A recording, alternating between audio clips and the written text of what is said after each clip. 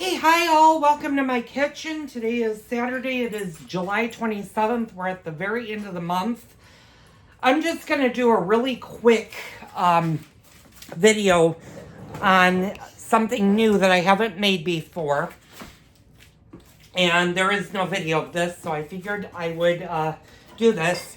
I've been experimenting this week with lemons. And you'll see I have a couple of lemons over here, and I have another lemon on the side. We're gonna make a lemon bundt cake today, and it's relatively simple to do. The weather is getting warm here in Illinois, and it's gonna be in the 90s all week, and I wanna get this done before the hot air really rises. Let me turn you guys over a little bit. I have Grandma's stand mixer right here. And in our mixer, and I'm going to kind of tip you guys over, I have 2 sticks of unsalted butter and 2 cups of sugar that I have creamed for about 3 to 4 minutes. After you've creamed that, you're going to add 4 eggs, one at a time, mixing well with each egg. So you'll do 1 egg, mix it very well, add your second egg, mix it, and so on. After that, there's 1 teaspoon of vanilla extract, pure vanilla extract in here. So that's all mixed and is ready. Now in this bowl, I have 3 cups of sifted all-purpose flour.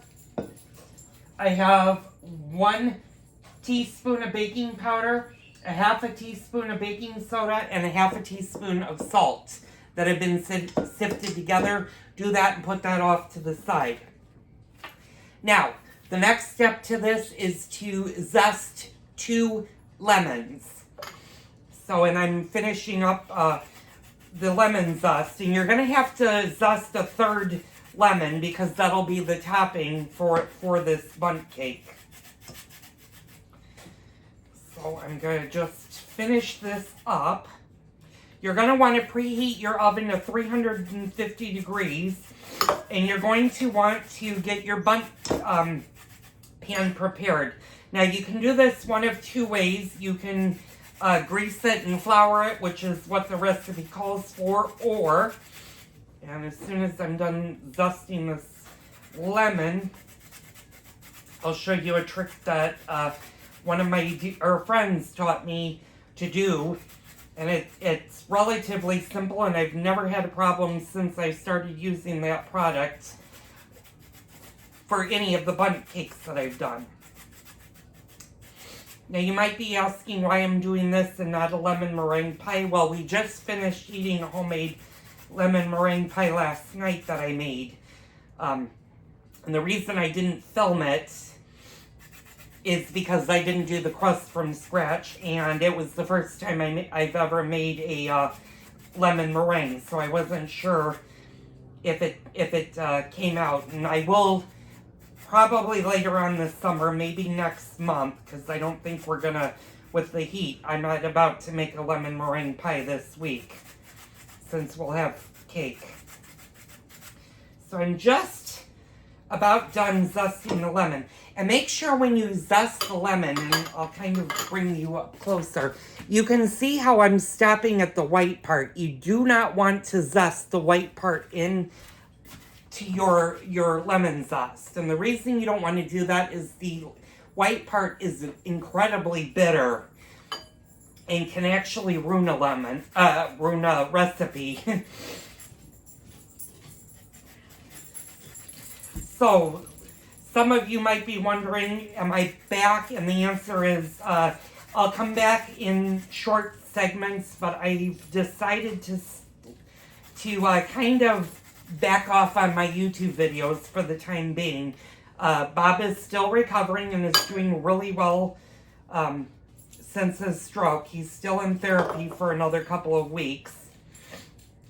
And we'll be officially losing our doctor in the coming month. He's officially decided to retire out, so we'll start to see new doctors and stuff. So now that you have the the lemon zested. Do not get rid of your lemons because you need to juice them, and you're going to need a half a cup of lemon juice total for this recipe. And I have some left over from when I made the lemon meringue pies in this container, and I'll add the 2 lemon juice. You'll need a quarter cup of fresh lemon juice for the cake, and then you'll need another quarter pardon me, another quarter cup when you make the topping for it. So, let's get on with the recipe. So, I added the eggs one at a time, and I beat well after combined. I added the vanilla extract. Now we're going to add the lemon zest, and this is the lemon zest to this, and we're going to give that a good mix.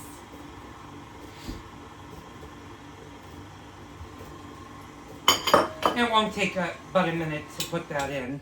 And of course, if you want to add a little bit more lemon zest to this, you certainly can. It's not going to ruin the recipe. You will have to zest the 3rd lemon for the topping. So I've got my trusty gold pan, Bundt pan that I got from Williams-Sonoma.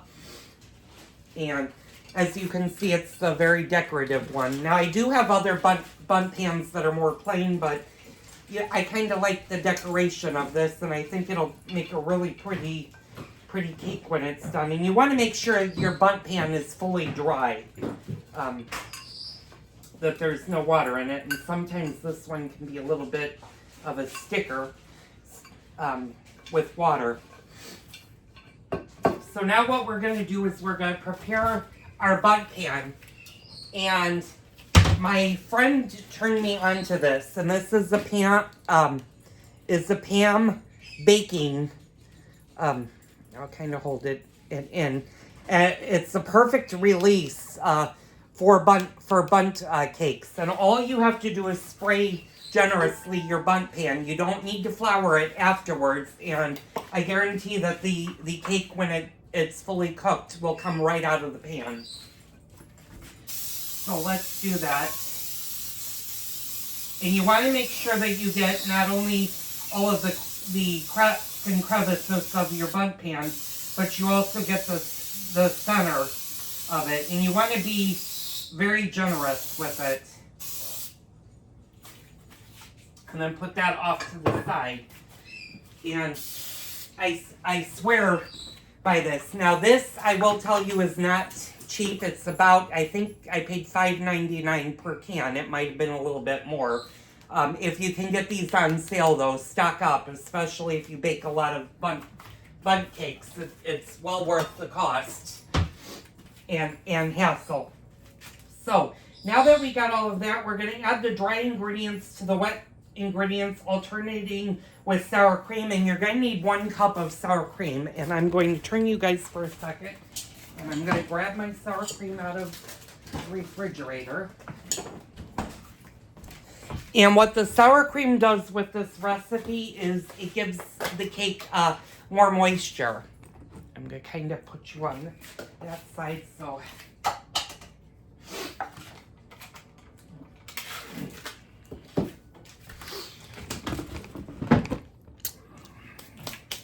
So now what we're going to do is we're going to add our sour cream, and I probably forgot to go. No, I did not. I'm going to grab a spoon.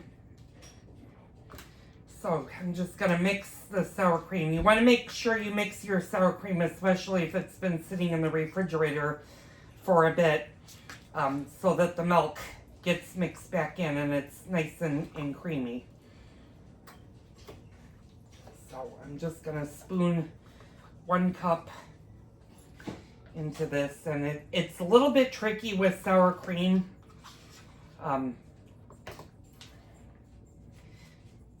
To get a cup, but do the best you can. And that's about a cup. So I would say a little less than 16 ounces. Half of a 16 ounce is probably a cup of sour cream. Of course, you guys know I love my sour cream. for my longtime viewers. And in the coming week, probably next week or so, I will be closing out the stroke care and only doing like updates on how my husband is progressing.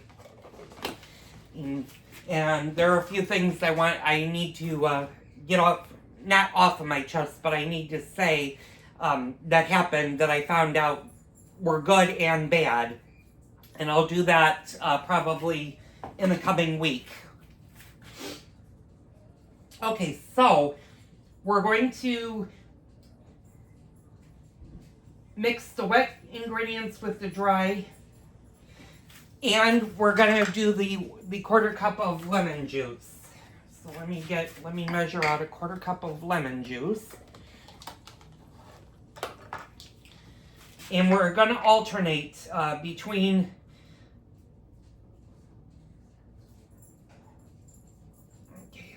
lemon juice, okay. Alright, so you want to start with your dry ingredients, and you want to make sure you do not overmix this. And one reason being is if you overmix the batter, you get a really stiff, heavy cake, and you want a light, fluffy cake. So the lowest setting on your mixer, and you're just going to start adding the dry ingredients, a little bit of the lemon juice, and then a little bit of the sour cream. You want to make sure though that you end with the dry ingredients.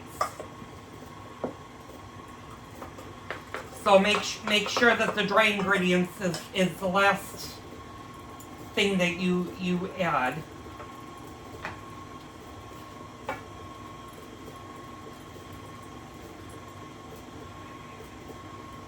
Little bit of sour cream on there. So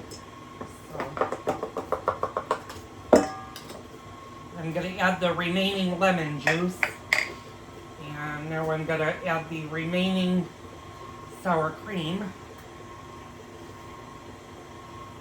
You want to get all of the sour cream in.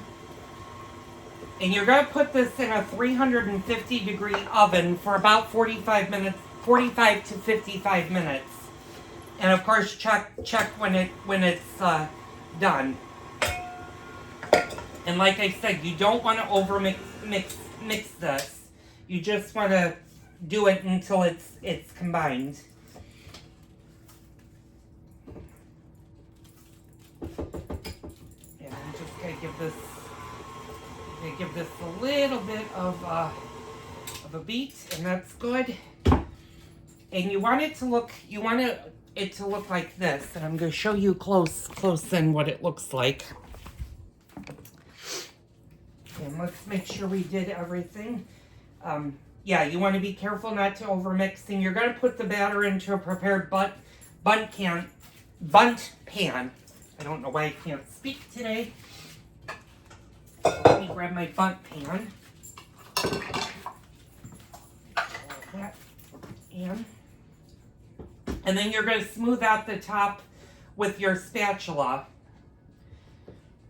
And this is a thicker batter than a lot of cakes. If you think that your batter is overly thick, you can add a little bit more sour cream or a little bit more lemon juice to it if you want. And this will give a kind of a tart flavor to your cake.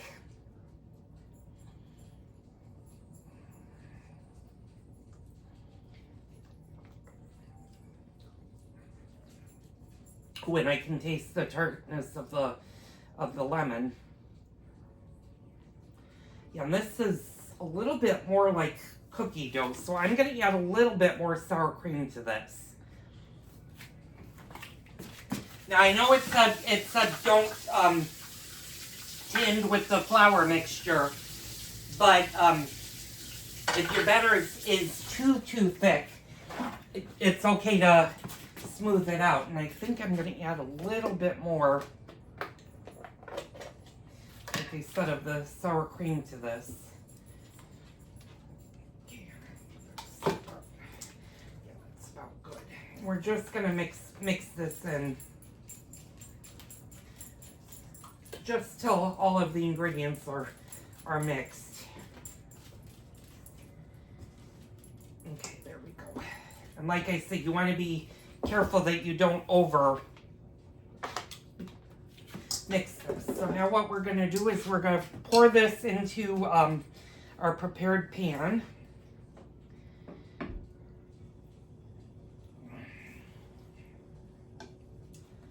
And you're going to want to kind of go around your pan.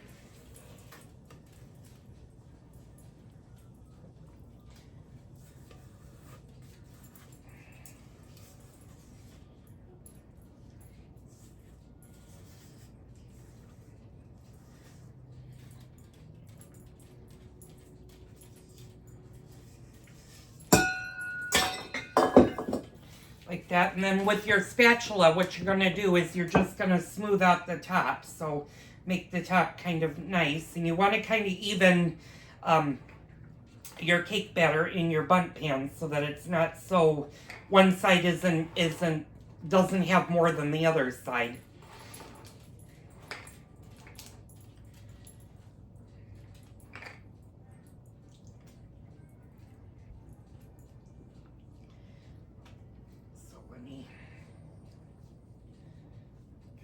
Do that. So I'm going to show you what that looks like. You can kind of see like that. And then what I like to do with the Bundt is just hit it a few times, and that'll release any of the air bubbles that have gotten trapped to the bottom. I'm going to just clean the sides off just a little bit because when it raises, I don't want it to raise up and over the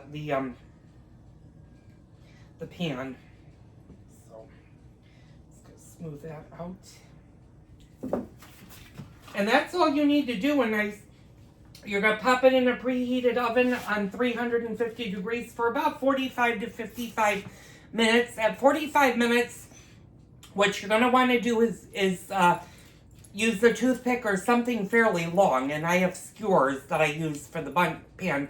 You're just gonna go all the way down and make sure it comes out clean. If it doesn't come out clean, leave it in a little longer. Check on it. And then you're going to allow it to cool in the pan for about 10 to 15 minutes. And you're going to invert it onto a cooling rack that it has a baking sheet underneath it to cool. And then once it's fully cool, what you're going to do is you're going to mix 1.5 cups of powdered sugar and 1/4 cup of fresh lemon juice and the zest of 1 lemon. And then you're going to pour it all over the cake, and that's going to be your glazed topping. But don't do that until the cake is fully cool, because if you add that to a hot cake, what will happen is it'll melt and you won't have a glaze at all. You'll just have melted stuff. So I hope you guys enjoyed this. I will be back much later to show you what it looks like finished. Have a great rest of your day and have a great weekend, and I'll see you on the next Cooking with Joel video.